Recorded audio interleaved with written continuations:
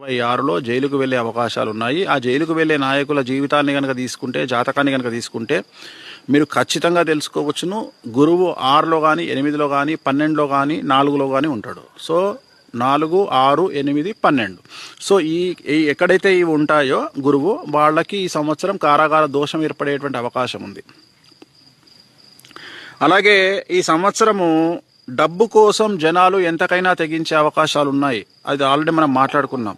So జాగ్రత్తగా ఉండండి. ఒకటే గుర్తుంచుకోండి, డబ్బును అప్పుగా ఇవ్వడము 2026లో నేరంగా భావించండి, ఒక పాపంగా భావించండి. ఎవరికి డబ్బు సహాయాన్ని చెయ్యకండి, మాట సహాయాన్ని చెయ్యకండి.